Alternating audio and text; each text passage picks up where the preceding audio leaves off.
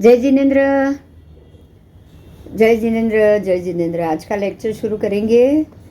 कल हमने सम्यक दर्शन और मिथ्यात्व के ऊपर ही ये टॉपिक चल रहा है कितने दिन से। कल हमने सम्यक दर्शन के मामले में जाना और मिथ्यात्व के मुख्य 5 भेद जाने। मिथ्यात्व के वैसे मूल भेद 5 होते हैं।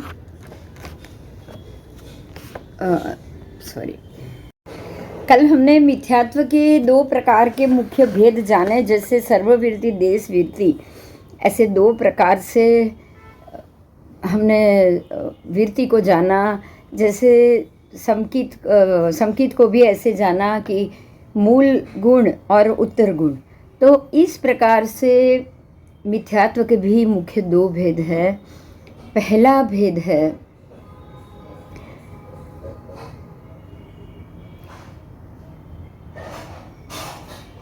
लौकिक मिथ्यात्व, दूसरा है लोकोत्तर मिथ्यात्व। ये 2 प्रकार के, और उसके भी 2 भेद। एक मिथ्यात्व के भी और 2 भेद है। लौकिक देव संबंधी मिथ्यात्व, लौकिक गुरु संबंधी मिथ्यात्व। तो मिथ्यात्व के भी 2 भेद है, लौकिक मिथ्यात्व, लोकोत्तर मिथ्यात्व। उसमें से लौकिक मिथ्यात्व के भी 2 भेद। एक तो है लौकिक देव संबंधी मिथ्यात्व, लौकिक गुरु संबंधी मिथ्यात्व। देव, गुरु, धर्म, ये 3 चीज है जो मुख्यत्वे जाएगी।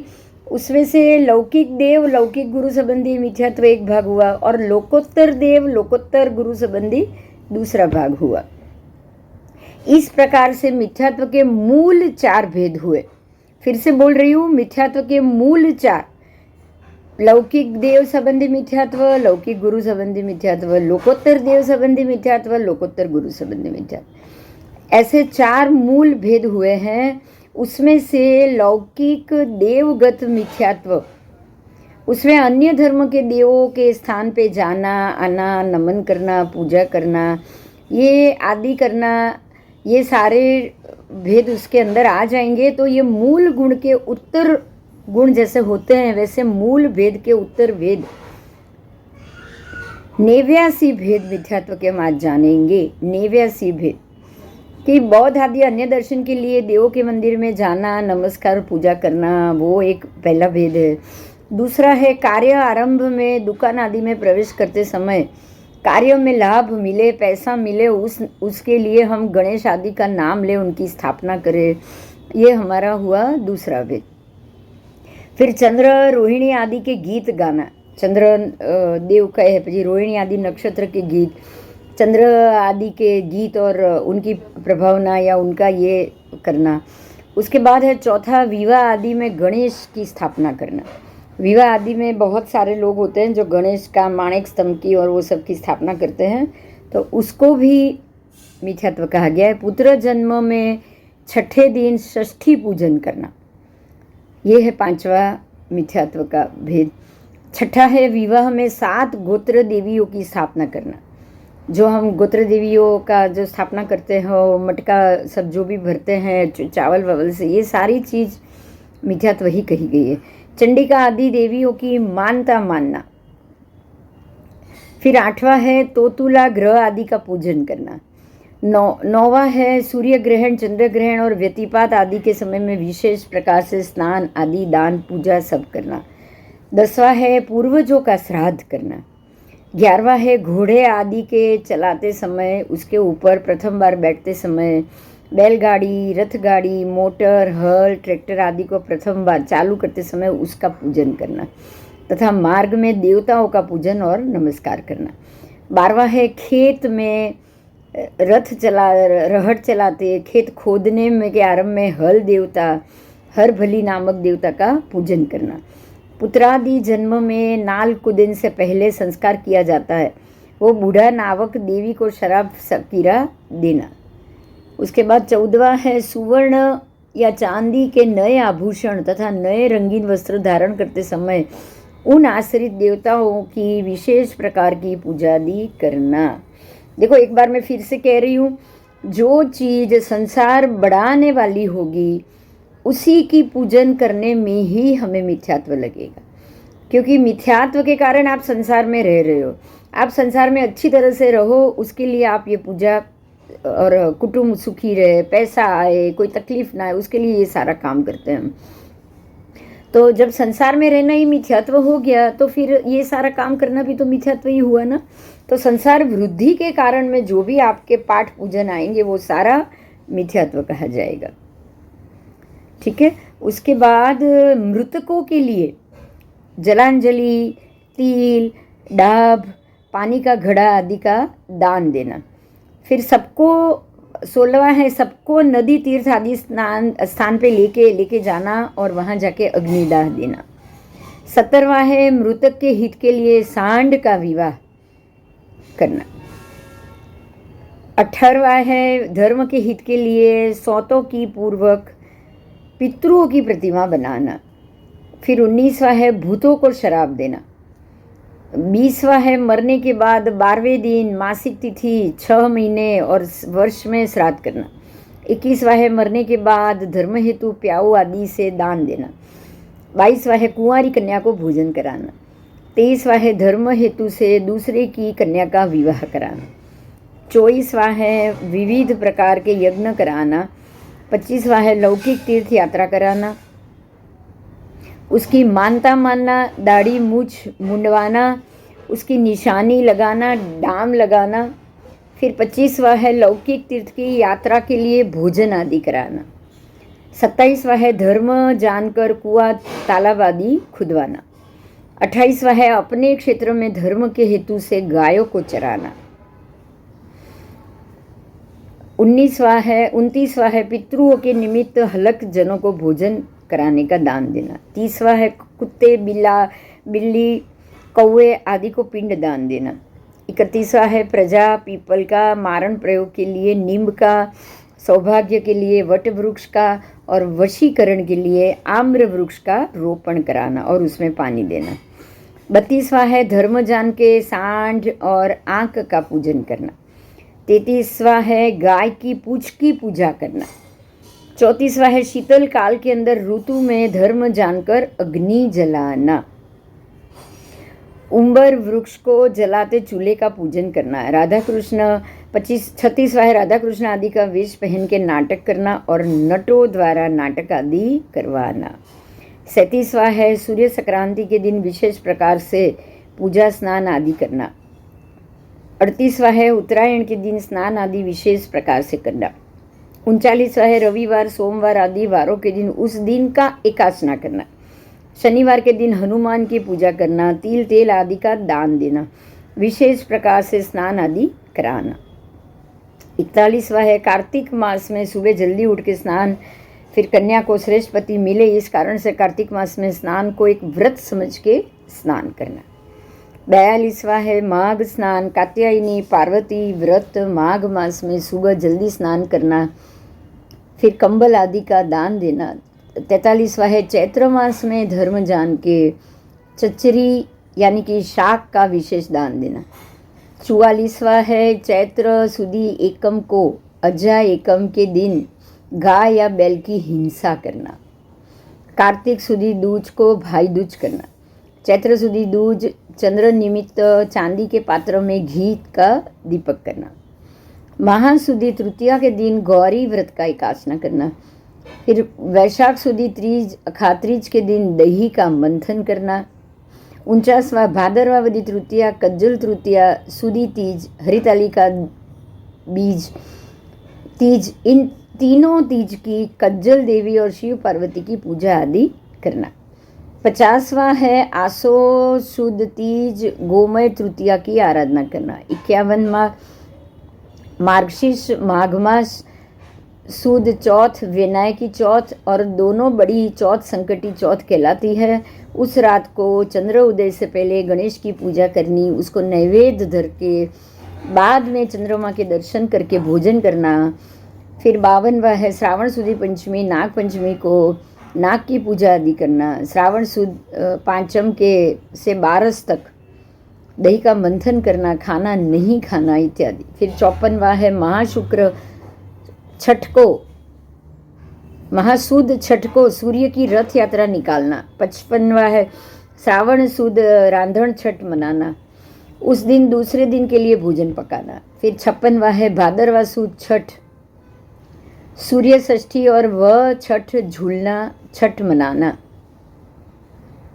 फिर 57वां है श्रावण सुद सप्तमी को शीतला सप्तमी, ये दिन वासी भोजन खाना।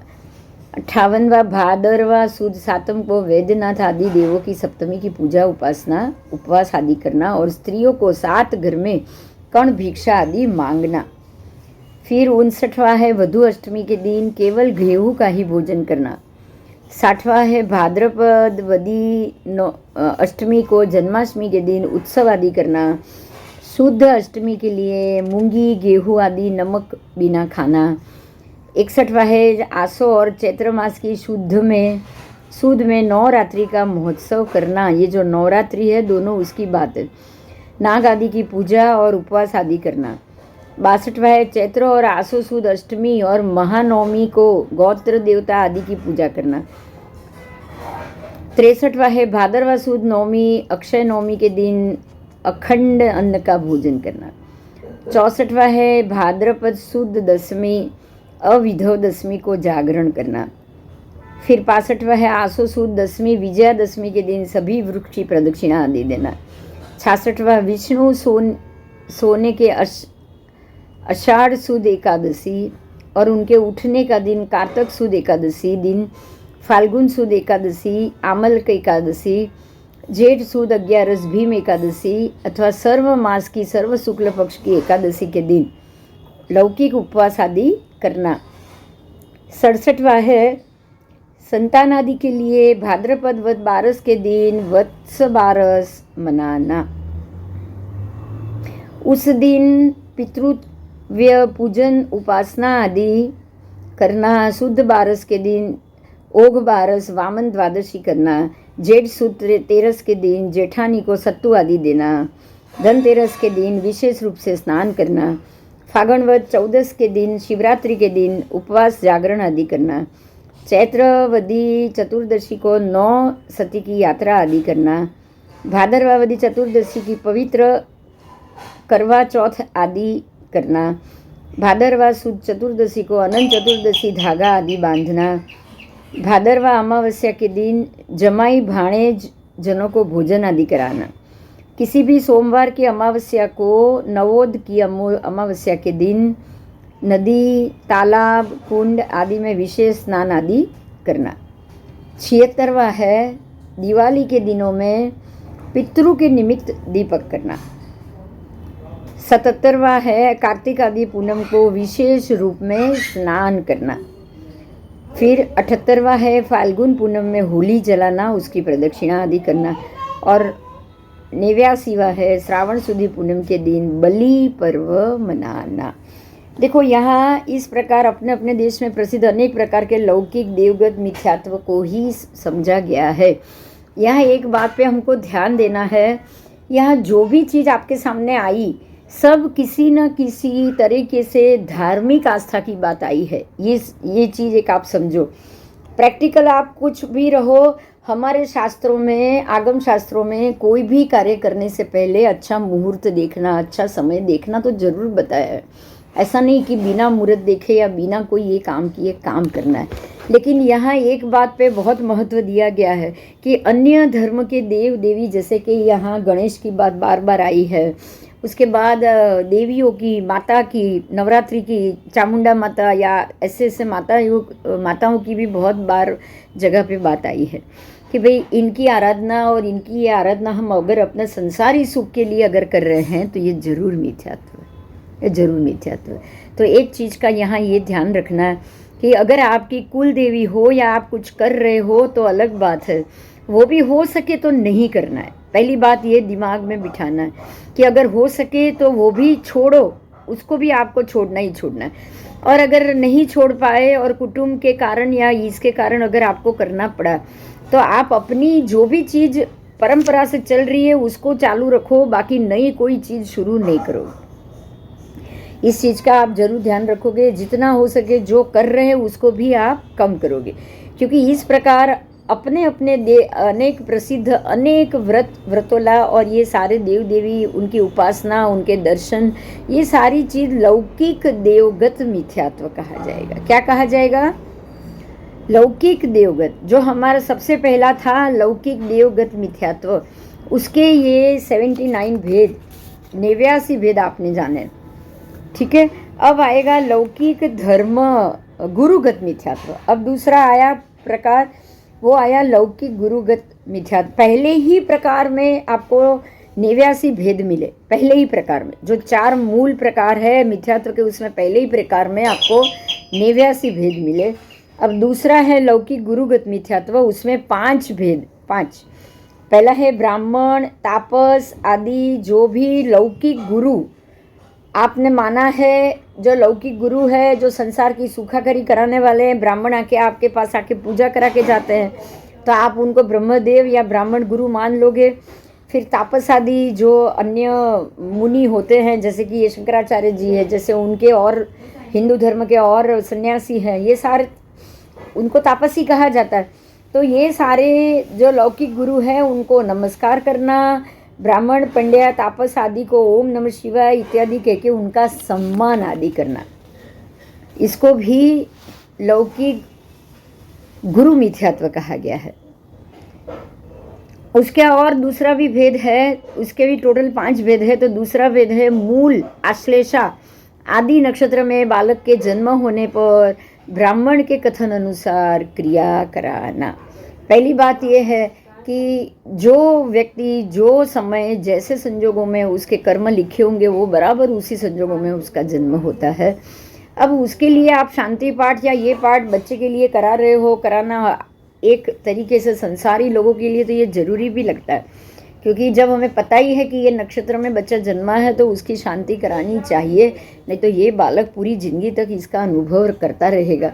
और इस हिसाब से आप ये शांति करा भी सकते हो, लेकिन एक बार ये शांति कराने के बाद ये बार बार या उस तरफ या उसको वही देव या उनको ही ब्राह्मण को ही भगवान मान के आपने ये किया है, आपने मेरे बच्चे पे बड़ा उपकार किया है, और ये कह के भी आप उनकी उपासना करते रहो, ये आपको नहीं करना। बाकी एक बच्चा है, वो भी जीव है, वो अच्छे से जी पाए, ये सोच के आप जरूर कर सकते हो। ठीक है। उसके बाद ब्राह्मण आदि के पास कथा सुनना या वार्ता सुनना, तो एक बात ये दिमाग में हमें बिठानी पड़ेगी कि जितनी हम मिथ्यात्व की बातें सुनेंगे, रस से सुनेंगे, उतना हमारे अंदर ये बात घर करती जाएगी। तो हमें जितना हो सके ये सारी कथा वार्ताओं से दूर रहना।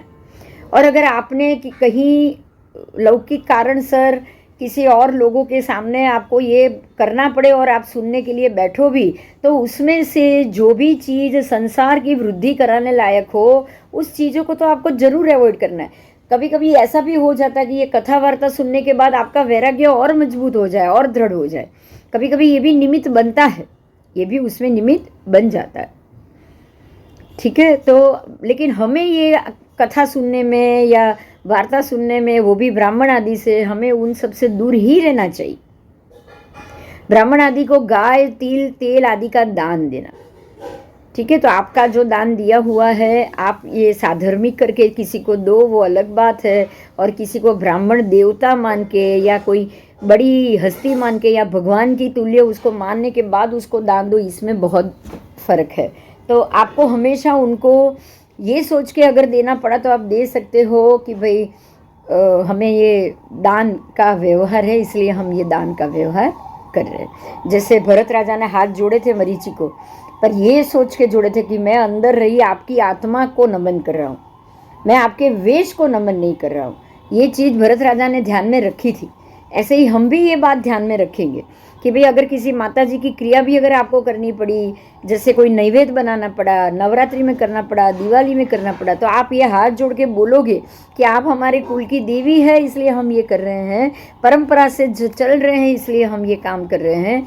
लेकिन हमें आपसे कोई ये उम्मीद नहीं है कि आप हमें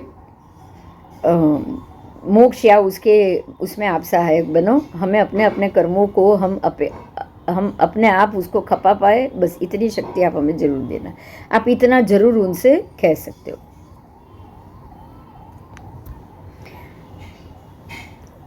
ठीक है, तो उनका सम्मान करना, उनके घर आना जाना आदि करना, ये सारा लौकिक गुरुगत मिथ्यात्व है। अब उपासना में जाएंगे तो वंदन करेंगे, ये करेंगे, उनको ज़रूरत की चीज़ उपलब्ध कराएंगे, उनकी व्यावच करेंगे, उनको दवा ये सब जो भी ज़रूरी है, या फिर पेन कागज़ या खाना वाना जो भी है आप सब हम करते हैं, ये व्यावच कहा जाता है। हम उनकी व्यावच करें जो सच में मोक्ष के अभिलाषी है।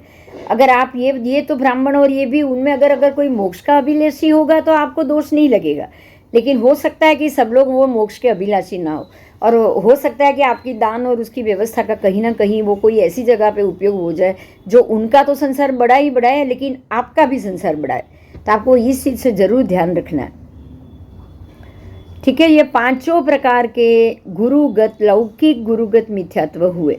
अब तीसरा भेद है लोकोत्तर देवगत मिथ्यात्व। जो पहले था वो लौकिक देवगत था, अब लोकोत्तर देवगत मिथ्यात्व। अन्य धर्म वाले ने जो प्रतिमाओं का संग्रह करके रखा हो उसकी पूजा वंदना आदि करना। अब ये हुआ क्या, अन्य धर्म वाले ने जिन प्रतिमा को संग्रह करके रखा है, अपनी प्रतिमा को अन्य धर्म वालों ने संग्रह करके रखा है, अब और आप जाके उसकी सेवा पूजा कर रहे हो। अब जैसे यहाँ क्या कहा है कि कोई चमत्कारी रूप प्रसिद्ध हुआ तीर्थ मंदिर, अगर कोई मंदिर चमत्कार में ये प्रसिद्ध हो गया है और वो मंदिर शांतिनाथ भगवान का है या पार्श्वनाथ आदि प्रतिमा जी से ये वो मंदिर बना हुआ है, लेकिन लोग तो सुख के कारण यहाँ क्या मांगने आएंगे, यात्रा पूजा आदि मानता रखने के लिए आएंगे कि नहीं आएंगे बताओ? आएंगे, जरूर आएंगे। मतलब कि आपके ये जो देव है, जिनेश्वर देव है, वो लौकिक लोगों के लिए ये चीज़, ये जो देव और उनकी प्रतिमा है वो सुख, फिर बाधा, आखड़ी, ये सब मानने के लिए वो ये प्रतिमा का उपयोग कर रहे हैं। बात समझ में आ रही है? ये जैसे कि केसरिया जी तीर्थ की हम बात करेंगे, अन्य सारी पब्लिक वहाँ जा रही है, काड़िया वह बोल रही है, ये के बोल रही है कि भाई ये हमारा अच्छा करे, उस हिसाब से सारे दर्शन करने के लिए आ रहे। तो जैसे वो ये दर्शन करने के लिए, आपको एक बार पता चल गया कि यहाँ चमत्कार होता है और ये चाहे हमारे ही भगवान हो लेकिन ये सबको सब कुछ देते हैं, तो अगर कभी कुछ ज़रूरत पड़ेगी तो आप भी जाके मांग लोगे कि नहीं बताओ? क्योंकि आपको पता है कि यहाँ इतने सारे लोग आते हैं, कुछ ना कुछ मांगने के लिए ही आते हैं, और उन सबकी इच्छा पूरी भी होती है। आप मानते हो कि नहीं इतना? आप वहाँ जाओ, दर्शन करो, लेकिन सिर्फ ये सोच के कि हम अपने भगवान का दर्शन कर रहे, हम अपने भगवान की पूजा कर रहे। बात समझ में आई? आदिनाथ भगवान केसरी जी जाके पूजा भी करोगे तो अपने तरीके से करोगे, उन लोगों की तरह नहीं। पूजा के कपड़े में वो लोग तो बिना कपड़े पूजा के भी गबारे में चले जाते, उनको कुछ भी नहीं, बस से उतरे और वही खाया पिया गया, टॉयलेट वॉयलेट सब गए हुए कपड़े में भी वो अंदर गबारे में भी चले जाएंगे, प्रतिमा को भी छू लेंगे। क्या उनकी तरह आपको भी वैसा करना चाहिए बताओ? प्रतिमा जी हमारी ही है, नो डाउट, इसीलिए लोकोत्तर देवगत मिथ्यात्व बोला गया है। लोकोत्तर देवी है, ये लोकोत्तर देवी है, लेकिन यहाँ मिथ्यात्वी ज़्यादा आते हैं, मिथ्यात्वी की पूजा प्रभावना यहाँ ज़्यादा है, और मिथ्यात्वी आने के बाद अपने अपने लिए संसार सुख की ही कामना मांगते हैं, और यहाँ वो पूरी भी होती है, इसलिए ये चमत्कार हो रहा है। और चमत्कार के हिसाब से यहाँ कभी आपको भी मन कर जाएगा चलो मैं भी कुछ मांग लूँ, इसीलिए आप यहाँ मना किया गया है कि भाई वो लोग बाधा आखड़ी, हम लोगों को भी उसकी बाधा आखड़ी सब नहीं रखना चाहिए, मानता आदि रखना ही लोकोत्तर देवगत मिथ्यात्व है।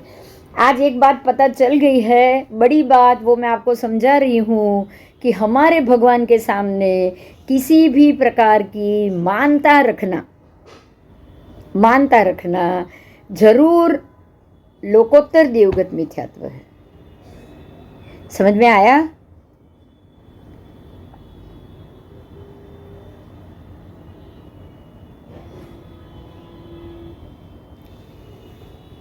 अब है लोकोत्तर गुरुगत मिथ्यात्व। जैसे ये देवगत मिथ्यात्व हुआ ऐसे ही गुरुगत हुआ, तो हमारे ही गुरु, हमारे ही जैन धर्म के ही गुरु हो लेकिन आचारहीन हो गए हो। अब जैसे कि बहुत सारे महात्मा है जो वेश तो पहन लिया है लेकिन छोड़ा नहीं है, ओघा वोघा कुछ छोड़ा नहीं, वेश भी नहीं छोड़ा है, बहुत सारे महात्मा ने तो वेश भी नहीं छोड़ा है, ओघा भी नहीं छोड़ा है, दंड भी नहीं छोड़ा है, कुछ नहीं छोड़ा है, और आचारहीन होने के बाद भी साधु वेश में ही बैठे हैं, और सबकी लोगों की पूजा, लोगों से पूजा भक्ति सब कराते हैं, और कुछ न कुछ कोई दोरा धागा का कर रहा है, कोई ये कर रहा है, ऐसे ही उनके कार्य चल रहे हैं। तो ऐसे आचारहीन जैन मुनियों के वेश में रहने वाले, उनको पासत्थ कहा जाता है, पासत्थ।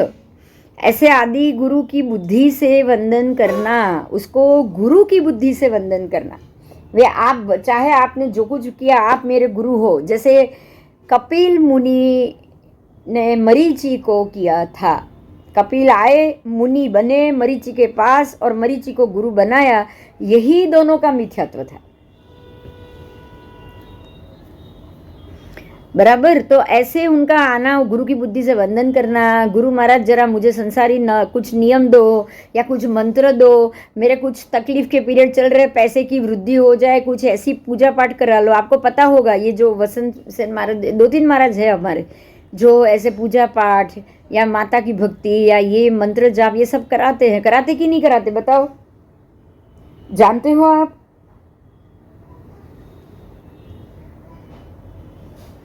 तो ऐसे गुरु महाराज के पास संसारी इच्छा से मंत्र तंत्र आदि की याचना करना, गुरु महाराज को स्तूप या समाधि आदि को इस लोक के सुख के लिए यात्रा भी करना और उसकी पूजा भी करना, मानता मानना, ये सारा लोकोत्तर गुरुगत मिथ्यात्व है। अब आप ना कोई पालीताना की मानता मानोगे, ना कोई शंखेश्वर की मानता मानोगे, और आप कहीं की भी मानता नहीं मानोगे, वो भी देव लोकोत्तर गत तो नहीं ही नहीं। अन्य धर्म वालों ने जिन प्रतिमा का संग्रह किया हुआ है, वो भी अन्य धर्म यहाँ इसलिए आ रहे हैं क्योंकि वो खुद मिथ्यात्वी है, उनको सिर्फ संसार का सुख चाहिए। और इस जिन प्रतिमा के आसपास कोई ना कोई देव है, तो जिन प्रतिमा, लेकिन कोई ना कोई देव जागृत होना चाहिए, होगा ही होगा, और वही जागृत देव जो भी उनकी पूजा करने आता है, उन सबकी इच्छा पूरी करता होगा। तो यहाँ इच्छा पूर्ति के लिए अगर लोकोत्तर लोक देव के पास लौकिक लोग अगर आएंगे, तो आपको ये समझना चाहिए कि यहाँ पे बाधा आखड़ी और ये मानता पूरी होने का रिवाज जरूर होगा। और ये रिवाज में सबसे ज़्यादा संसारी सुख के अलावा तो कुछ होता ही नहीं, बराबर। इसीलिए वहाँ जाके आपका मन न कर जाए किसी न किसी बाधा आखड़ी मानने का, इसलिए आपको उसको मिथ्यात्व बोला गया है। आप जा सकते हो, वंदन दर्शन करके तुरंत वापस आ सकते हो। आओ, फिर है लोकोत्तर गुरुगत। तो ऐसे ही कोई गुरु जो हमारे ही जैन मुनि, लेकिन बहुत सारी ऐसी क्रियाओं में आ जाते हैं, जो बाधा आखड़ी, दोरा धागा, मंत्र तंत्र, ये सब होता है। और इसी से कोई ना कोई किसी का सुख ही करोगे आप, वो कोई मना नहीं है, हर एक का सुख ही दुख ही दूर करोगे, लेकिन उनके दुख दूर करने के पीछे उनकी भावना सिर्फ संसार के सुख की ही होती, इसलिए उसको मना किया गया है। समझ में आया? इसलिए उसको लोकोत्तर गुरुगत मिथ्यात्व कहा गया। हमें ये सबसे बिल्कुल दूर रहना। आओ, क्योंकि संसारी इच्छा से ही मंत्र तंत्र आदि की याचना करेगा, कोई मोक्ष के सुख के लिए कोई ये कुछ नहीं करेगा।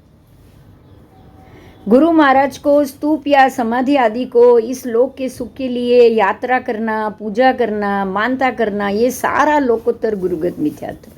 तो कोई भी मंदिर, कोई भी महाराज, किसी के भी पास अब हमें ना तो कोई बाधा आखड़ी के लिए जाना है, ना तो मंत्र तंत्र कराने जाना है, और ना ही आपको कुछ, हाँ, शारीरिक कष्ट और शारीरिक पीड़ा हो तो जाके वासक्षेप आप जरूर ले सकते हो, क्योंकि अगर आपकी शरीर की प्रकृति अच्छी होगी तो ही आप कुछ धर्म भी कर पाओगे, है ना। अगर शरीर की प्रकृति ही अच्छी नहीं है तो हम धर्म भी कैसे कर पाएंगे। तो ये जरूर हो सकता है कि आप अपने शारीरिक सुख की पुष्टि के लिए ये करो, और ये पुष्टि होने के बाद आप अपना मन, अपना पूरा समय धार्मिक क्रिया में निकालने वाले हो तो ही आप उसकी मदद करोगे, नहीं तो नहीं करोगे।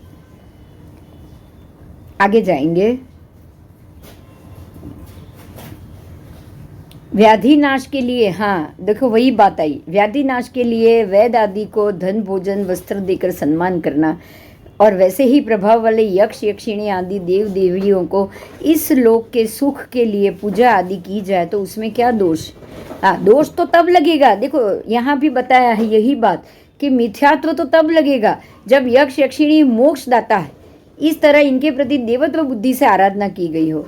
तो यहाँ एक बात समझना है कि ये तो आप जानते ही हो कि यक्ष यक्षिणी मोक्ष देने वाले है ही नहीं, ये तो आपको पता है। जिनका खुद का ही मोक्ष नहीं हुआ है, जो अभी भी यक्ष यक्षिणी के रूप में यहाँ संसार में घूम रहे हैं, वो कहाँ से मोक्ष दे पाएंगे? बात वो नहीं है। लेकिन अगर आपने अपनी सुखाकारी व्याधि नाश के लिए अगर आप इनके पास जा रहे हो तो वो व्याधि नाश होने के बाद आपका बाकी का समय भी धार्मिक स्थिति में जाना चाहिए, धर्म और उसके अनुष्ठान में ही जाना चाहिए, ठीक है। और बाकी आप उसके बाद भी संसार सुख भोगो, ऐसे हिंसात्मक कार्य करो या हिंसात्मक जीवन जियो, तो ये तो बिल्कुल अशुद्ध बात हो गई। तो ये तो फिर आपने जिन्होंने उनकी हेल्प की, अगर आपने उनकी हेल्प भी की होगी तो आपको भी मिथ्यात्व लग जाएगा। आगे, जिसमें देव के गुण ना हो उसमें देवत्व बुद्धि और गुरु के गुण ना हो उसमें गुरुत्व बुद्धि रखना, अधर्म में धर्म की बुद्धि रखना ही मिथ्यात्व होता है, ठीक है। तो सम्यकत्व से विपरीत होने के कारण ये मिथ्यात्व कहलाता है। अब यहाँ एक बहुत बड़ी बात पे हमें गौर करना है कि समकीति राजा विजय राजा को पता था कि नाग ने काटा है, नाग कुमार देव की ये तकलीफ है, तो उन्होंने फिर भी प्राण के संकट आने के बावजूद भी नाग कुमार देव को नमन नहीं किया। यहाँ आपको यही पे ध्यान देना है, क्योंकि आप ये मत सोचना कि अगर मैं सारी ये मेरी शरीर की सुखाकारी के लिए, रोग नाश के लिए अगर मैं इनकी भक्ति करूं और मेरा शरीर अच्छा हो जाएगा और उसके बाद मैं ये साधना और ये तप कर पाऊंगा तो उसमें कोई दोष नहीं है। नहीं, दोष तो बड़ा है, बड़ा, इसलिए इसके लिए भी मना किया गया है। क्यों? क्योंकि अगर आपको पहले तो यही सोचना है, आप सम्यक दृष्टि हो, आपको ये पता होना ही चाहिए कि भाई अगर मेरे भाग्य में होगा, मेरे निमित्त में शरीर अच्छा होना लिखा होगा तो अपने आप मुझे अगले जन्म में अच्छा मिलेगा भी मिलेगा। और अगर मान लो कि बड़े रोग के कारण अगर मैं ये शरीर का त्याग अगर मुझे करना भी पड़ा तो अच्छी बात है, अगले जन्म में मैं नया शरीर और नई सम्यक दृष्टि को बिल्कुल मक्कम लेके बाहर आ पाऊंगा। आपको ये पता होगा कि बहुत सारे ऐसे बड़े बड़े महात्माओं ने, किसी वैद्य ने बोला कौए का मांस खाओ, किसी ने बोला इसका मांस खाओ तो आपकी तबीयत अच्छी रहेगी, उन्होंने कभी भी उस पर भार नहीं दिया है, उन्होंने कभी भी उसका आचरण नहीं किया है। इसीलिए ये बात पे आपको जरूर ध्यान रखना है कि तबीयत की सुखाकारी के लिए अगर सम्यक दर्शन मजबूत रखना है उसको, तबीयत की सुखाकारी के लिए भी ऐसे मिथ्यात्वी देव देवी या उसकी पूजा प्रभावना में नहीं आना, नहीं आना, ठीक है।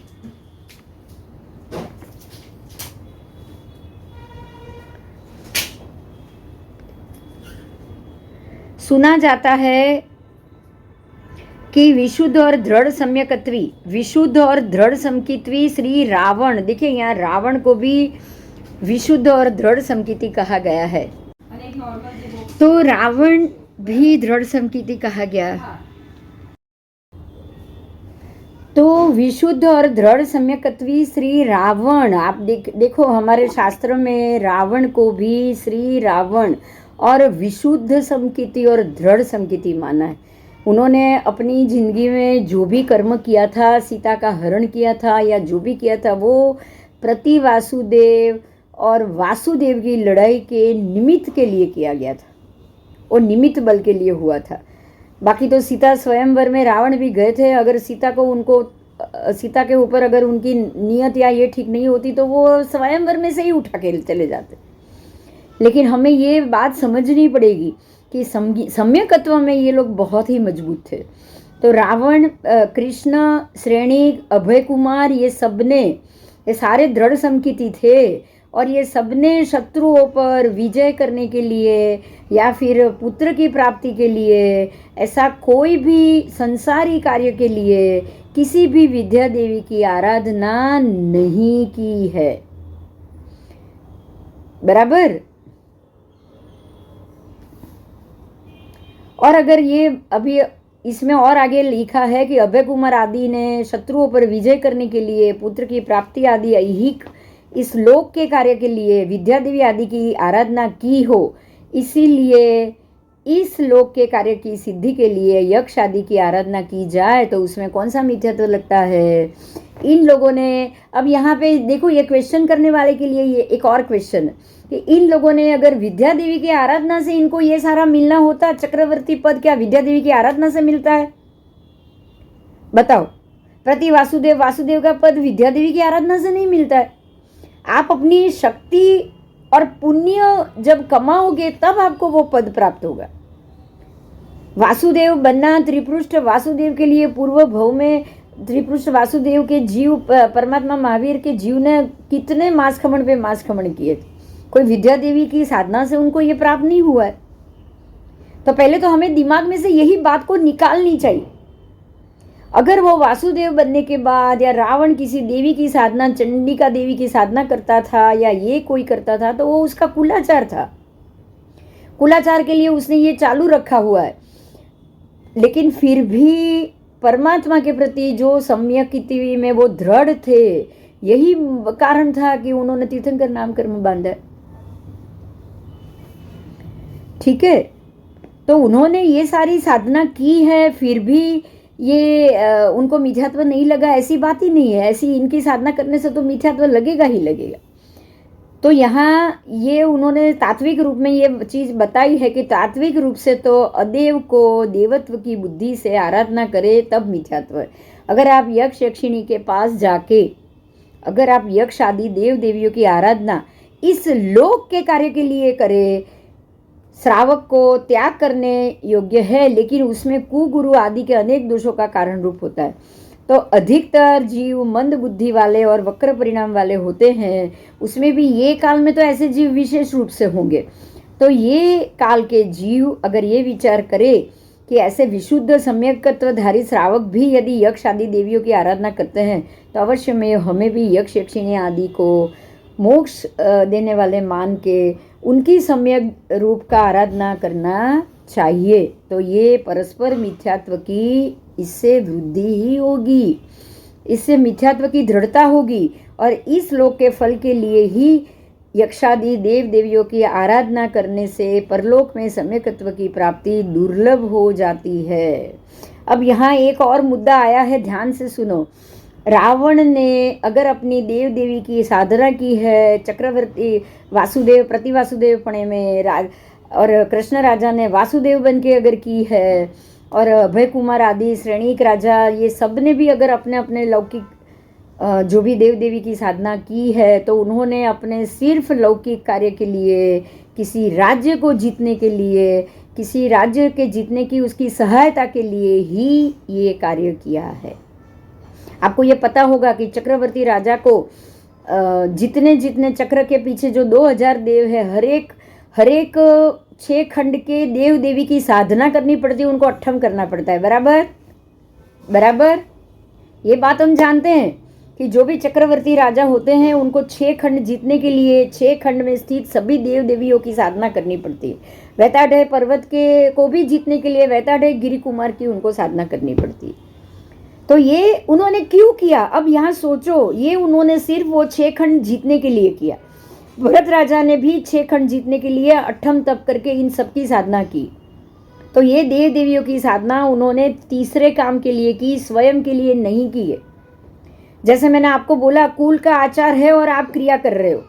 मैंने मेरे पंचांग के लिए भी ऐसी कोई ना कोई साधना की, तो वो साधना मैंने किसके लिए की? मेरे लिए नहीं की, मेरे लिए नहीं की, इसके जवाब मिले इसके लिए की। आगम देव की साधना करो, यक्ष देव की साधना करो। समझ में आया? तो ये अगर आप कर रहे हो, अगर प्रशस्त कार्य के लिए आपको ऐसा अन्य देव देवी के पास भी अगर जाना पड़ा प्रशस्त कार्य के लिए, तो उसमें आपको कोई दोष नहीं, आपका वो कार्य संपूर्ण हो गया, आप वहां से बाहर आ जाओगे। आपका वो कार्य संपूर्ण हो गया, आप वहां से बाहर आ जाओगे। क्योंकि ये सब ने उसी भव में, भरत राजा ने सभी खंड के देव देवी की साधना करने के बावजूद हमारे ऐसे 9 चक्रवर्ती थे जो उसी भव में केवली बने, उसी भव। तो हमें ये चीज़ का ध्यान रखना ही रखना है कि यदि आप अपने कुलाचार के लिए या फिर अन्य राज्य और ये आपकी जो भी ड्यूटी है, जब जिम्मेदारी है, उसके लिए अगर आप ये कुछ कार्य कर रहे हो, वो भी अन्य के लिए, शासन के लिए या समाज के लिए या लोग के लिए, तो उसमें आपको ये सोच के करना है कि मैं सिर्फ ये कार्य के लिए इस देव के पास जा रहा हूँ, उसकी साधना कर रहा हूँ। जैसे ही वो कार्य पूर्ण हो जाएगा, आप अपने मूल रूप में, सम्यकत्व में वापस ठहर जाओगे, क्योंकि आपको पता है कि जो देवी के पास जो चीज़ मिल रही है वहाँ जाके आराधना करनी चाहिए। तो आपको सम्यक दर्शन आपका मजबूती से टिका रहेगा। बराबर।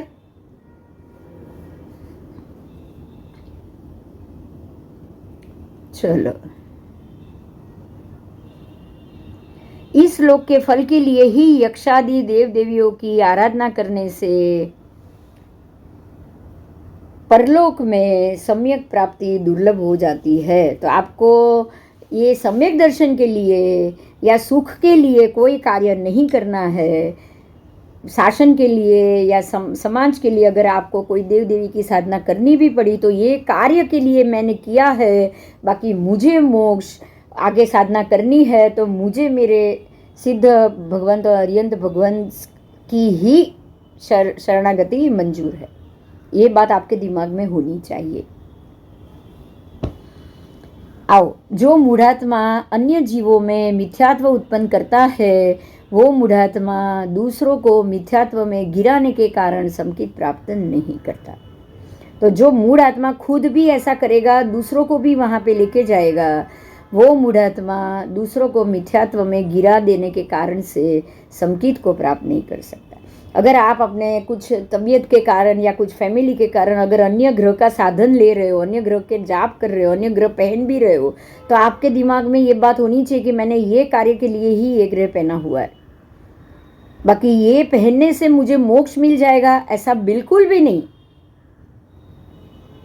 तो सिर्फ अगर ये कार्य होगा तो मैं आगे मोक्ष की साधना अच्छे से कर पाऊंगा, ये सोच के अगर आप वो ग्रह मजबूत कर रहे हो तो आपको कहीं भी मिथ्यात्व नहीं लगेगा।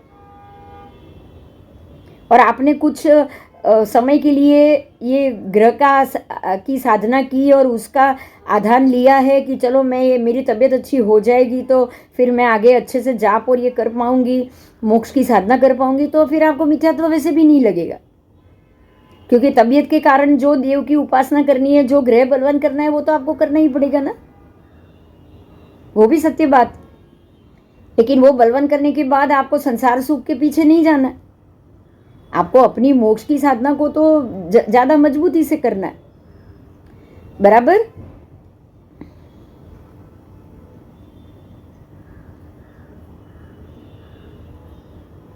आओ चलो आगे जाएंगे। जो कमजोर आलंबन ग्रहण करता है वो मिथ्या दृष्टि होता है। जो कमजोर आलंबन अगर आपने ग्रहण कर लिया, आपको पता ही है कि ये सारे देव देवी की साधना आप करोगे तो ये तो खुद ही मोक्ष नहीं गए, ये खुद ही अभी देव देवी के रूप में भटक रहे, अभी इनको तो और भी संसार भटकना बाकी है, तो और आप उनसे ही मोक्ष मांगोगे तो ये तो कहाँ से पॉसिबल है। ये मेरा आलंबन कमजोर है, ये बात आपको पता होनी चाहिए। अगर आप ऐसे कमजोर आलंबन पकड़ोगे तो मिथ्या दृष्टि बनोगे, आप खुद भी मिथ्या दृष्टि बनोगे। ठीक है, तो जो स्वाभाविक, उसमें जो स्वाभाविक रूप से चढ़ते आलंबन को ग्रहण करता है वो सम्यक दृष्टि जानना। उसको पता है कि ये कार्य छोटा कार्य है और वो उसकी पूर्ति ये देव से ही होगी, इसलिए उसने वो देव का आलंबन लिया, उसके बाद छोड़ दिया। जैसे भरत राजा ने 6 खंड में प्रवेश के लिए वहाँ के देवों की अठम तप करके साधना की और उसके बाद उनको वहाँ पे छोड़ दिया। बिल्कुल आप ऐसे ही जाओगे तो आपको और कोई भी प्रकार का आगे सम्यक दर्शन में बाधा नहीं आएगी। जब श्रावक मिथ्यात्व से आवश्यक, ये एक और जानना है, श्री आवश्यक सूत्र की निरुक्ति में श्री भद्रबाहु स्वामी ने ये कहा है कि जब श्रावक मिथ्यात्व से वापिस सम्यकत्व को ग्रहण करता है तब से वो निश्चय करता है कि राजा भी योग, गणा भी योग, बला भी योग, देवता भी योग, गुरु निग्रह और वृत्ति कंतार, इन 6 आगारों को छोड़ के आज से अन्य धर्मी देवों को तथा अरिहंत भगवान की प्रतिमाओं को अन्य धर्मी ने ग्रहण की हो, उसके मुताबिक पूजा आदि अगर होती हो तो उसको नमस्कार वंदन आदि नहीं करूँगा। तो राजा भी योग, गणा भी योग, बला भी योग, देवता भी योग, गुरु निग्रह और वृत्ति कंता, ये 6 आग्रह, जैसे अगर गुरु ने निग्रह किया है तो करना पड़े अलग बात। वृत्ति कंतार मतलब जो आपके परंपरा से चली आ रही है आपको करना पड़े अलग बात। देवता भी योग, अगर किसी देवता की से आपको कार्य कराना है और आप ये कार्य करो तो अलग बात। बला भी योग, अगर कोई ज़बरदस्ती आपसे करवाए और कोई संजोग ना हो, आपको नुकसान आप ना उठा सको ऐसा हो तो भी आगार। उसके बाद गणा भी योग, अगर कोई बहुत बड़ा गण आके बोले, समुदाय आपको बोले कि आप ये कार्य करो नहीं तो आपको सब मार डालेंगे और आपको ये करना पड़े, कोई बात नहीं। राजा भी योग, खुद राजा का आदेश हो और आपको करना पड़े। तो ये 6 आगार में आप अन्य प्रतिमा का वंदन या पूजन करने जाओगे तो दोष इसीलिए नहीं है क्योंकि आपने इनके कारण ये काम किया है, इनके कहने से ये काम किया है। आपके मन में अभी भी उनके प्रति कोई ऐसे भाव नहीं, तो आपको मिथ्यात्व नहीं लग सकता। आया तो भी चला गया, ऐसा अगर लगा तो भी बराबर। तो आपके अंदर ये सम्यक दर्शन होना ही चाहिए कि ये जो मैं इनकी पूजा प्रार्थना कर रहा हूँ वो मैं जबरदस्ती कर रहा हूँ, बाकी इनमें से किसी भी देव मुझे मोक्ष दिला नहीं सकते। तो मुझे मोक्ष की साधना मेरे सिद्ध और अरिहंत भगवान और साधु भगवान के अलावा किसी से नहीं मांगनी, बराबर। आओ यहाँ ये और लिखा है कि उसको नमस्कार वंदन आदि मैं नहीं करूँगा, उनके द्वारा बुलाए बिना उनके साथ आलाप संलाप भी मुझे नहीं कल्पेगा, ठीक है। और उनके साथ भोजन पानी आदि लेना भी मुझे किसी भी प्रकार से कल्पनीय नहीं है। ये आपको सोचना ही सोचना है, बराबर। अरिहंत परमात्मा ने दया से दिया हुआ औचित्य दान, आप दान तो दे देते हो। यहाँ भी अब अभी बहुत सारे इसमें भी क्वेश्चन हो रहे हैं, क्वेश्चन में भी हमारी ही शंका का समाधान हो रहा है, क्योंकि यहाँ ये शंका हुई कि संकित उच्चारते समय श्रावक यदि उसकी कबूलात कर दे कि तो श्रावक ब्राह्मण आदि को अनाज आदि किसी भी वस्तु को नहीं देने का निश्चय होता है और इससे बहुत समय से रूढ़ हुआ दान धर्म का भी निषेध होता है। इसमें लोक विरुद्ध कार्य भी होता है, ठीक है। तो ये जो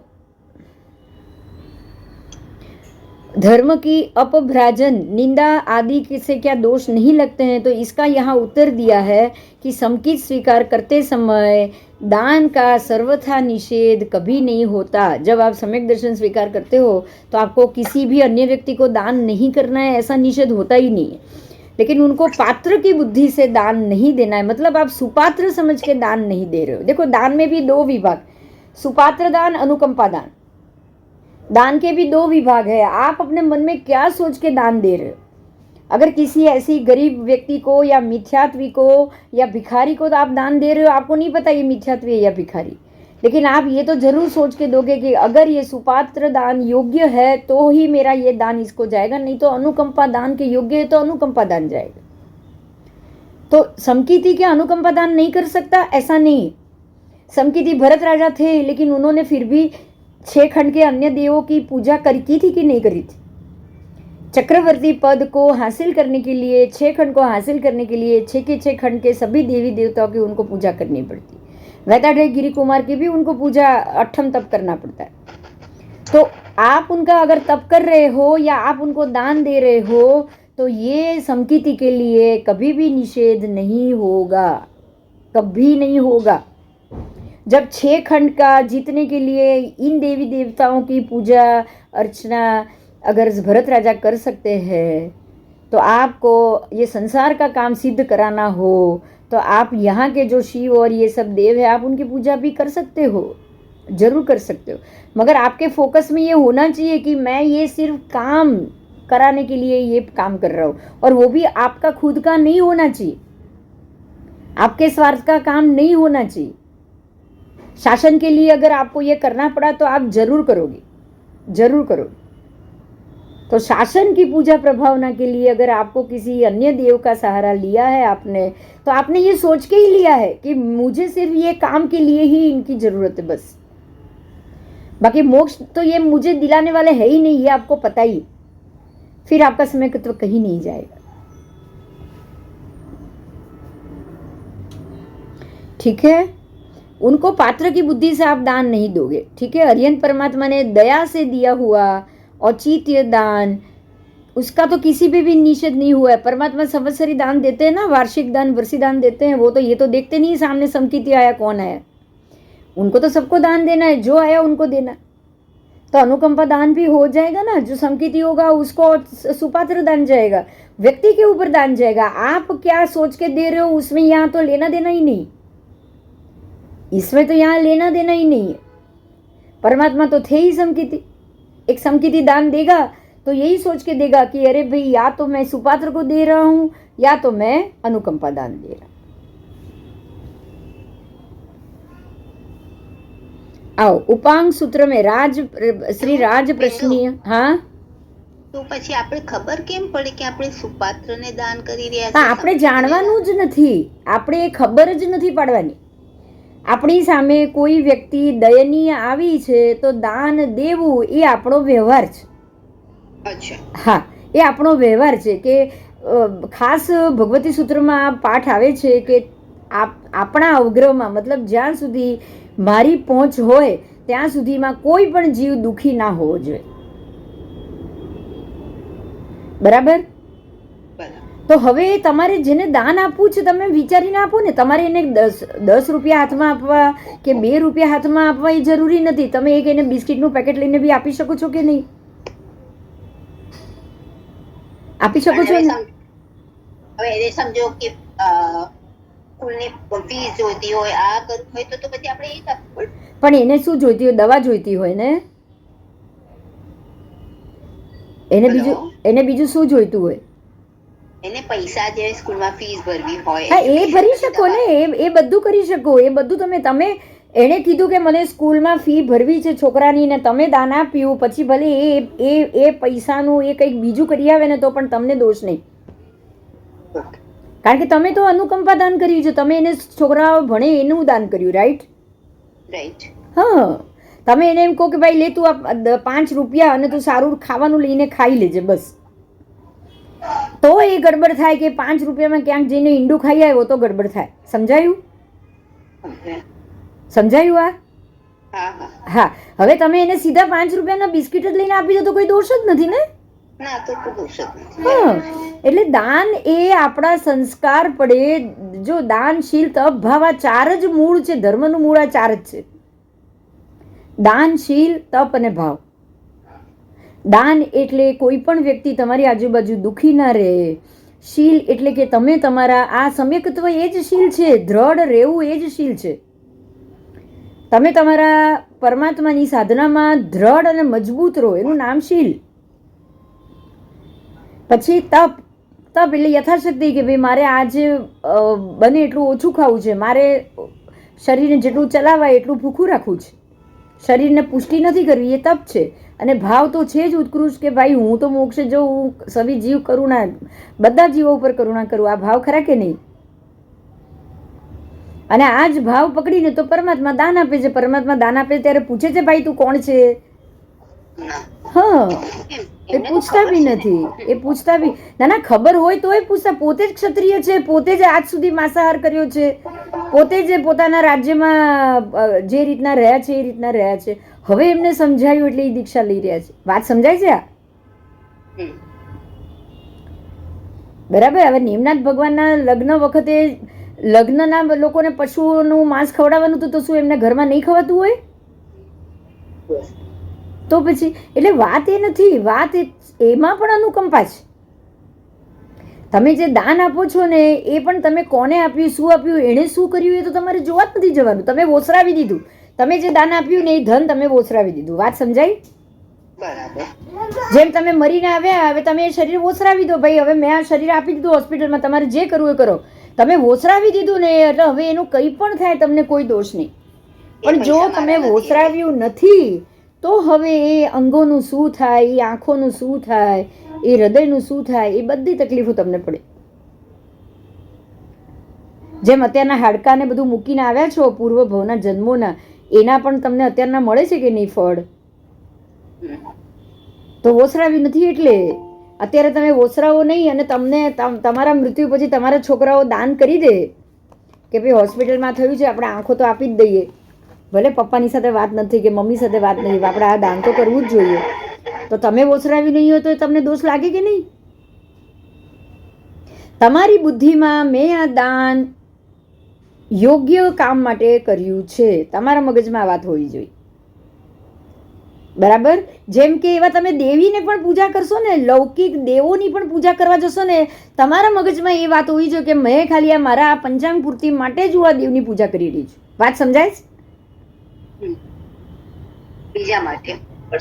હા, ખાલી આ કામ માટે કરી રહી છું, બાકી મને આ કરવું જ નથી. બાકી મને આ કામ કરવું જ નથી. હવે લવણ સમુદ્રના જે દેવ છે, સુસ્થિત દેવ, લવણ સમુદ્રના દેવ, જે લવણ સમુદ્રનું ધ્યાન રાખવાવાળા દેવ છે, એ તો કંઈ અત્યારે મોક્ષ ગયા નથી કે કંઈ સમકીતી છે નહીં, રાઈટ? એવી રીતે ગિરિકુમારના દેવો, એવી રીતે આ સિંધુ નદીના દેવ, ગંગા નદીના દેવ, આ બધા દેવોની પૂજા પ્રાર્થના કરવી જ પડે છે ને એક ચક્રવર્તીને? નથી કરવી પડતી? બોલો. કારણ કે એ પોતે કામ લઈને બેઠા છે, કામ એમની જિમ્મેદારી છે, કામ માટે એમની પાસે કોઈ બીજો રસ્તો નથી, એટલે એ પણ સાધના ખાલી એના માટે કરે છે. બાકી એમને એ સમકીતી છે એટલે એમને ખબર જ છે કે મોક્ષ તો મને તીર્થંકર પરમાત્મા અરિયન સિદ્ધ આચાર્ય ઉપાધ્યાય સાધુ સિવાય મને મોક્ષ બીજેથી મળવાનો નથી. બરાબર?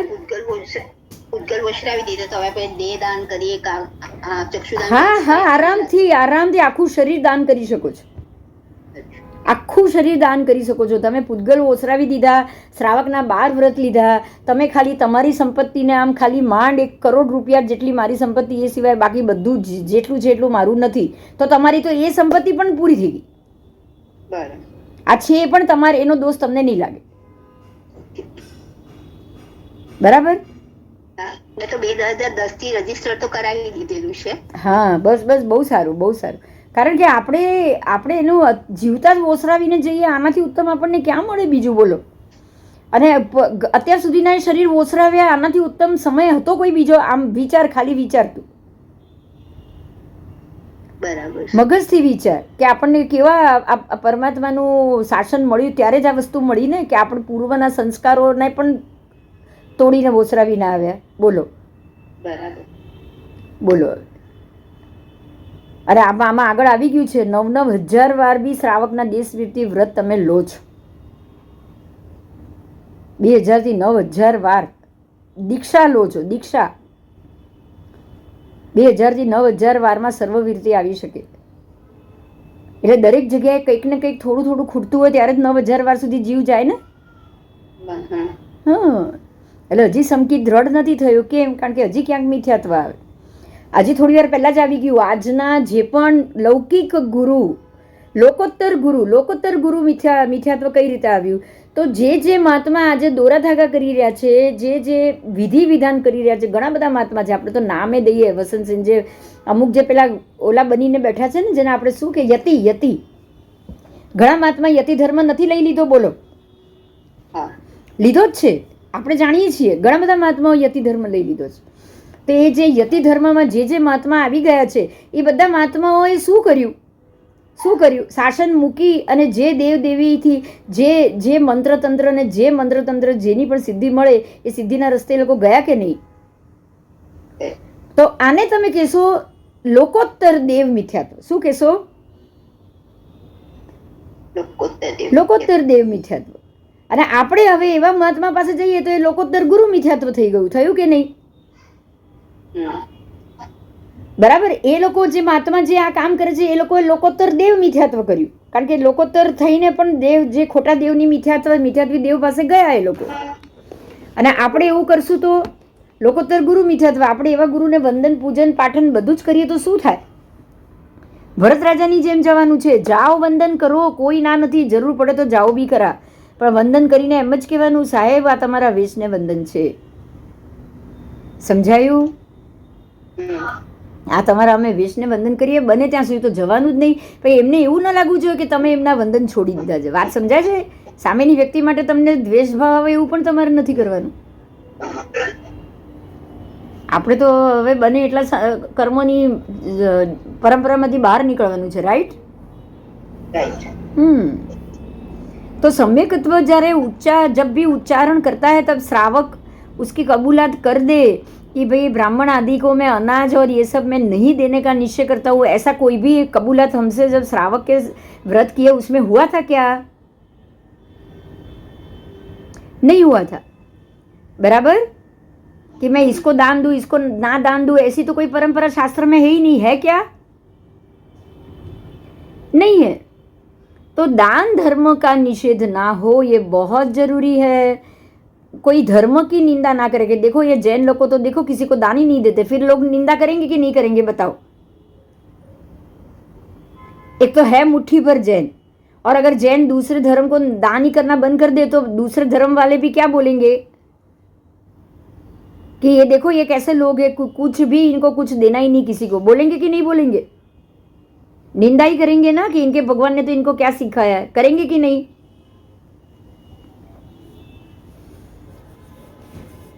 ठीक है. तो प्रदेशी राजा ने अरियंत भगवान के धर्म को नए रूप में स्वीकार करने के बाद शिक्षा देते हुए, प्रदेशी राजा थे, अरियंत भगवंत के धर्म को उन्होंने नए रूप में स्वीकार किया क्योंकि पार्श्वनाथ भगवान से अब महावीर स्वामी का धर्म आया.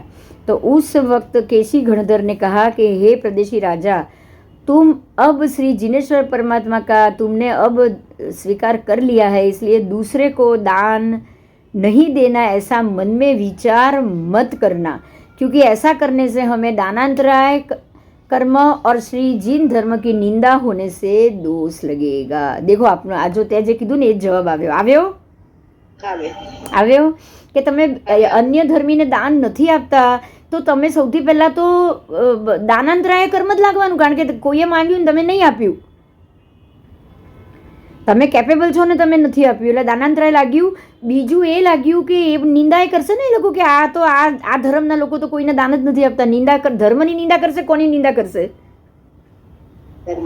ધર્મની અને ભગવાનની, કે ભાઈ આ લોકોના ભગવાને તો એ લોકોને આવું શીખવાડ્યું જ નથી. એટલે દાન માટે કશું વિચારવાનું નથી. સર્વ પ્રકાર से आपको ये कोई भी दान के लिए आए आप दान दोगे. ऐसे ही परमात्मा भी खुद दान देते हैं तो कुछ नहीं पूछते कि कौन ले जा रहा है कौन नहीं ले जा रहा है. बराबर? इसलिए उसमें आपको कुछ नहीं सोचना. दर्शन शुद्ध प्रकरण में भी कहा है कि लौकिक मिथ्यात्व देवगत और गुरुगत दो प्रकार से ये जाना है, और लोकोत्तर मिथ्यात्व भी देवगत और गुरुगत दो प्रकार से ही जानना है. ठीक है. तो ये चारों मिथ्यात्व को त्रिविध मतलब मन वचन और काया सबसे करना, कराना और अनुमोदन, ये सबसे हमें त्याग करना चाहिए. तो जो मनुष्य स्पष्ट रूप से निष्कलंक समकीति होता है वो ये चारों मिथ्यात्व का संपूर्ण रूप से त्याग करता है. मिथ्यात्व को मन से करने की इच्छा का चिंतन नहीं करना है. दूसरा करे तो उसको मन से मानना भी नहीं है, और अन्य को करते देखकर ये अच्छा है ऐसा मन में अनुमोदन से उसको स्वीकृति भी नहीं देना. इस तरह वचन से मैं ये स्वयं करता हूँ ऐसा बोलना भी नहीं है.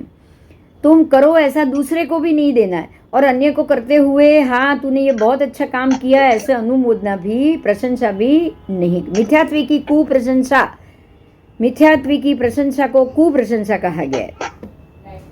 ठीक है. काया द्वारा अनुमोदना भी नहीं करना है. ऐसे मन से तो हुआ है, काया द्वारा भी नहीं करना. इस प्रकार से 9 प्रकार से मिथ्यात्व का त्याग करना चाहिए. 5 अब ये मिथ्यात्व के आप भेद बताए. अब मिथ्यात्व के प्रकार आ रहे, ये तो भेद बताए.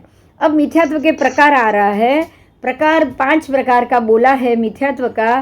पहला है अभिग्रहिक मिथ्यात्व, दूसरा है अनाभिग्रहिक मिथ्यात्व, तीसरा है अभिनिवेशक मिथ्यात्व, चौथा है सांशयिक मिथ्यात्व, पांचवा है अनाभोगिक मिथ्यात्व। अब ये पांचों प्रकार के मिथ्यात्व में ज़्यादा नहीं है, 2-3 लाइन है, मुख्य समझना मिथ्यात्व का टॉपिक ये पूरा आपका एक साथ आ जाए, ये बहुत ज़रूरी है। तो अपने अपने असत शास्त्रों में विवेक चक्षु नियंत्रित हो और सत्य पर पक्ष का प्रतिकार करने में दक्षता हो, ऐसे पाखंडियों का मिथ्यात्व अभिग्रहिक मिथ्यात्व होता है। मैं फिर से बोल रही हूँ, ध्यान से सुनो, मैं फिर से बोल रही हूँ कि अपने अपने असत शास्त्रों में विवेक, मतलब मेरे ही जो शास्त्र असत है, जो सत्य नहीं है, उसमें उसको मैं बहुत भाव से मानूं, जैसे नहीं ये रामायण महाभारत ये सब तो बहुत अच्छा है, ये सब ठीक है, उसको मैं बहुत ही मन से मानूं और उसको मैं बहुत ही आग्रह से उस अंदर से उसको हाथ जोड़ के उसकी पूजा प्रभावना करूं, ठीक है। तो ये क्या मिथ्यात्व हुआ? अभिग्रही। असत शास्त्रों में मेरे विवेक चक्षु नियंत्रित हो और सत्य परपक्ष का प्रतिकार करूं। जो सत्य है, अरे आगम तो आधे लिखे हैं, आगम पूरे नहीं है, आगम अधूरे है, आगम ये है, ऐसा मैं उसका प्रतिकार करने में भी मैं होशियार हो जाऊं। बात समझ में आई? अन्य असत्य सात्य शास्त्र है उसको मैं मन से मानना शुरू कर लूँ और ये जो हमारा जो सत्य का जो शास्त्रों है उसका मैं प्रतिकार करूँ और वो भी होशियारी से करूँ, तो ये दक्षता आ जाए तो उसको अभिग्रहिक, अभिग्रह सहित अभिग्रहिक मिथ्यात्व कहा जाता है। उसको एक ही शब्द दिया है, पाखंड। याद रखना, ये पाखंडियों का मिथ्यात्व हुआ कि जो सत्य है उसको मैं असत्य साबित करने की पूरी, उसमें मेरी बहुत होशियारी आ जाए, और जो असत्य है वो ही सत्य है, वो ही सत्य है, वो ही सत्य है, उसको मैं मनवाने के लिए रेडी हो जाऊँ। आज यही हो रहा है, आज यही हो रहा है। जो पंचांग जो गलत है, जो बाहर का है, जो बिल्कुल साइंस का नहीं है, साइंटिफिकली प्रूव भी नहीं हो रहा है, और ये जो ज़मीन है, जो ज़मीन पे भरत क्षेत्र है, उसको हम हवा में भी मान ले और उसको ज़मीन में ना मानने के लिए, ये ज़मीन पे है ऐसे नाम मानने के लिए आगम शास्त्रों को भी अगर हम अधूरा कह दें, ये तो बड़ी होशियारी हो गई कि जो सत्य है वो गलत है, उसको बहुत होशियारी से आप पेश करो। और आकाश में पृथ्वी है, इस बात को आप एक्सेप्ट कराने के लिए आप बहुत सारे आधार ले लो कि भाई चलो ये लोग मान रहे, ये लोग मान रहे, आगम ही अधूरे हो गए। उसको आधार, उसको सच साबित कराने के लिए आप आगम को ही अधूरा मान रहे हो। तो ये दक्षता हो गई, पाखंड की दक्षता हो गई, और पाखंड को पूर्ण रूप से आप इसको बाहर लाओ, ये जरूर अभिग्रहिक मिथ्यात्व। समझ में आया? सत्य को असत्य साबित करना और असत्य को सत्य बना के लोगों के सामने पेश करना, ये हुआ अभिग्रहिक मिथ्यात्व। अब आ रहा है अनभिग्रहिक मिथ्यात्व। तो जो साधारण अशिक्षित लोगों की तरह, बिल्कुल मैं साधारण हूँ, मैं अशिक्षित हूँ और तत्व विवेक कर्या वगर, मुझे कोई तत्व जानना नहीं है, बराबर। तो जो परंपरा चल रही है वो परंपरा में जाओ। बात समझ में आई? मैं बिल्कुल अशिक्षित हो जाता हूँ और जो परंपरा मेरे गुरुदेवों ने चलाई है उसी परंपरा में आप जाओ। विवेक किए बिना सभी देवों को वंदनीय है, निंदा करने योग्य नहीं है। इसी प्रकार तत्व की छानबीन किए बिना सभी गुरु, सभी धर्म आराधना करने योग्य है। बात समझ में आई? सभी धर्म आराधना करने के, सभी धर्म सत्य कह रहा है, सभी धर्म ये कह रहा है, ये आज का ये हिंदू गणित भी ये कह रहा है कि यही सत्य है, तो उसको ही सत्य मानो, बराबर। सभी देव एक ही है, सभी मंदिर एक ही है, और उनकी पूजा, उनकी ये में हमें कुछ भी ऐसा नहीं सोचना है। ये हो गया अनभिग्रहिक। उसमें आप दक्षता लेके गलत को सही साबित कर रहे हो, सही को गलत साबित कर रहे हो, वो हुआ पाखंड। उसमें आपको होशियारी चाहिए, और इसमें आप बिल्कुल नॉर्मल बन जाते हो, आप बिल्कुल साधारण बन जाते हो, और साधारण बनने के बाद मेरे से ये जो कुछ भी हो रहा है ये बिल्कुल भी पाखंड नहीं है, और पाखंड किए के बगैर मैं ये काम कर रहा हूँ, आप ऐसे उसको साबित करो। ये हुआ अनभिग्रहिक मिथ्यात्व। तो अभिग्रहिक मिथ्यात्व में आप बिल्कुल पाखंड की तरह बिल्कुल दक्षता से, मतलब होशियारी से सत्य को असत्य साबित कर रहे हो और असत्य को सत्य बना के लोगों के सामने ला रहे हो, क्योंकि सत्य बिल्कुल विकलांग हो चुका है। बात समझ में आई? तो ये हुआ अभिग्रहिक मिथ्यात्व। लेकिन अनभिग्रहिक मिथ्यात्व में बिल्कुल भोले बन जाओगे कि भाई हमको कुछ नहीं पता है, इसीलिए जो गुरुदेव की जो परंपरा है उसी परंपरा में हमें आगे चलना चाहिए। अब समझ में आ रहा है कि आपको अगर कुछ नहीं करना हो, आपको अगर किसी भी दृढ़ता के ऊपर नहीं जाना हो, तो आप कोई भी बहाना ले लेते हो, बराबर। और यही होता है मिथ्यात्व, इसी को मिथ्यात्व कहा जाता है कि सही को छोड़ना, गलत का साथ देना, और वो भी बिल्कुल इस प्रकार से भोलेपन से। सभी देवों वंदनीय है, हर एक देव वंदनीय है, हर एक शास्त्र सही है, हर एक कोई निंदा करने योग्य नहीं है, हर एक तत्व की छानबीन किए बगैर आप सबको सही मान लो। सभी गुरु और सभी धर्म आराधना करने के लिए योग्य है, एक ही समान सबको मानना ही अनभिग्रहिक मिथ्यात्व। अब मैं क्या बताऊं, ये यही हो रहा है आज के काल में, यही हो रहा है कि भाई गुरु परंपरा है उसी को चालू रखो। जो हम बोलते हैं ना, ये लौकिक लोगों में जो पंचांग चल रहा है वो ही चालू रखो, यही बात अनभिग्रहिक मिथ्यात्व में भी आ रही। लोग करे दिवाली और उसी को चालू रखना चाहिए, लोगों से विरुद्ध नहीं जाना चाहिए, बराबर। यही हो रहा है कि नहीं हो रहा है, बोलो।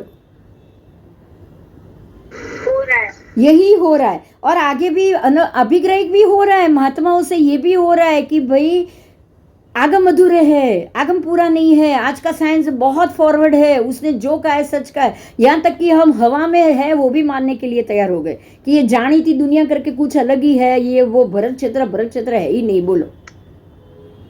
ये भी अभिग्रहिक मिथ्यात्व भी आज चल रहा है कि नहीं चल रहा है, बोलो। हम सब यही पढ़ रहे हैं कि जम्बू द्वीप का भरत क्षेत्र, तो ये भरत क्षेत्र है ही नहीं, पढ़ रहे कि नहीं पढ़ रहे, बोलो। ये दोनों मिथ्यात्व आज के हमारे सत्य को नहीं मानने में, ये दोनों मिथ्यात्व आ रहे हैं। अभी मैं तीसरे पे जा रही हूँ, अभिनिवेशिक। अभिनिवेश का मतलब है अंतर से यथार्थ वस्तु को समझते हुए भी मिथ्या कदाग्रह, झूठी पकड़ के वश होके गोष्ठा माहिर जमाली की तरह जो मैं कहता हूँ वही सत्य समझना और उसकी स्थापना करना। तो ये तो हो चुका है। तिथि के मामले में हम ही सच है, हम ही सच है, और हम जो कह रहे हैं वही सही है, बाकी जो अब तक जो चला आया सारा गलत है। तो ये एक प्रकार का जो अभिनिवेशक मिथ्यात्व है वो भी आज हमको पूरे संसार में पूरे रूप से दिखाई दे रहा है, बराबर। तो अभिनिवेशिक मिथ्यात्व भी उसी को कहा जाएगा कि भाई आप कितना भी सोचो, कितना भी करो, यथार्थ को समझते हुए भी इस चीज को करने की जरूरत नहीं है, इस चीज को बदलने की जरूरत नहीं है। आप ये चीज को समझो और आप ऐसे ही आगे जाओ। ये हुआ अभिनिवेशिक मिथ्यात्व, बराबर। एक बार सब माइक बंद कर दो, चलेगा, आवाज आ रही है। उसके बाद आया सांशयिक मिथ्यात्व, ठीक है। सांशयिक मिथ्यात्व संशय वाला मिथ्यात्व है। ये किसी भी बात में शंका करना, कुशंका करना, उसको सांशयिक मिथ्यात्व कहा जाता है। सुदेव, सुगुरु और सुधर्म के विचार में, उनके संबंध में व्यक्ति की संशय की स्थिति बनी रहे, मतलब कि मोक्ष है कि नहीं, भगवान ने जो कहा है वो सत्य है कि नहीं, या फिर ये सत्य है या कुछ और ही सत्य है। इस प्रकार की संशयिक स्थिति का होना, ये भी एक बड़ा प्रकार का मिथ्यात्व ही है। तो ये हुआ संशयिक मिथ्यात्व कि आप इस शंका के रहते, हाँ बेटा, हाँ बेटा, आप इस शंका के रहते। काश्मीर एक बार स्पीकर बंद कर देने।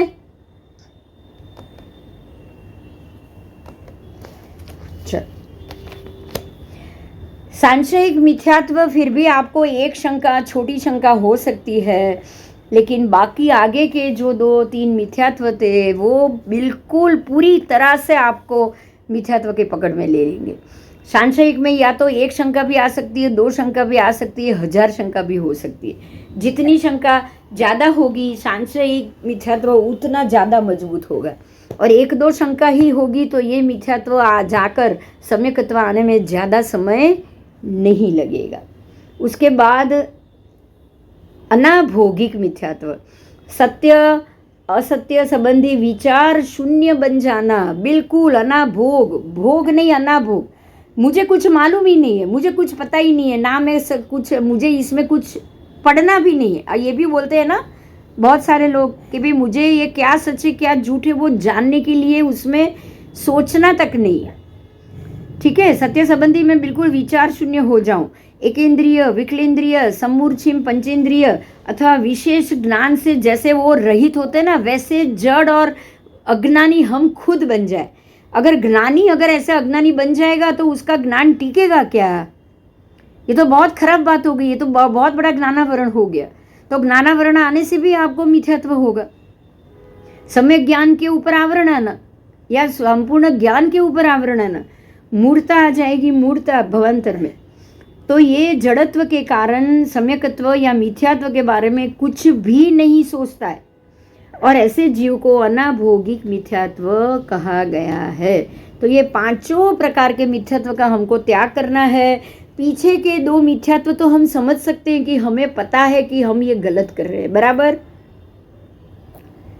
पीछे के दो मिथ्यात्व जो सांशयिक है, जो अनाभोगी, ये तो हम फिर भी समझते हैं कि हम ये गलत कर रहे हैं, हम अभी भी शंकाशील है, या हम अभी भी ये बिल्कुल विचार शून्य है।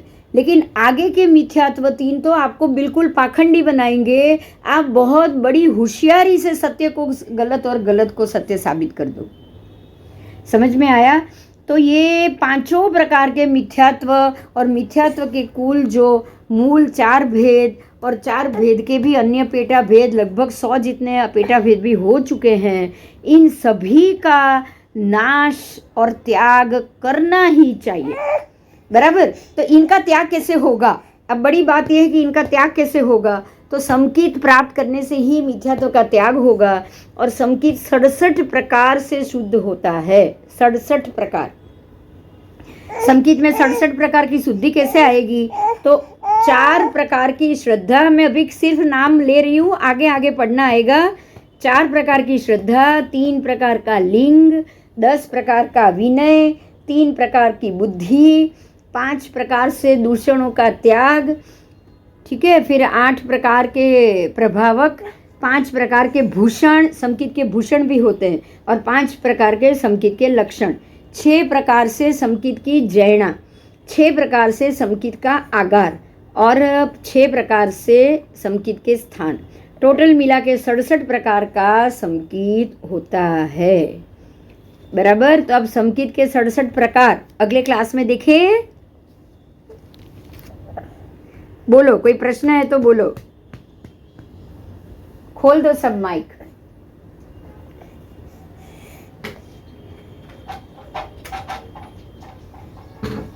आज है ना मिथ्यात्व के ही भेद थे, और मिथ्यात्व के भेद को पूरी डिटेल से लेना था, इसीलिए आज हमने ये मिथ्यात्व के भेद आज के ये पूरे जो था लेक्चर उसमें लिया। अब हमें समकित के 67 बोल, उसको मैं अगले क्लास में लेना है, बराबर। मिथ्यात्व को आज समझ में आ गया कि कोई प्रश्न है?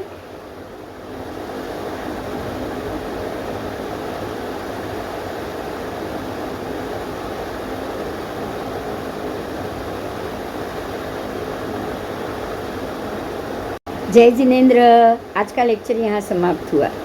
जय जिनेंद्र, कल फिर से हम मिलेंगे। समकित के 67 बोल कल होगा। બધા કાં ગયા? બોલો ને, મને અવાજ સાંભળવો છે, બોલો ને, અરે બોલો ને।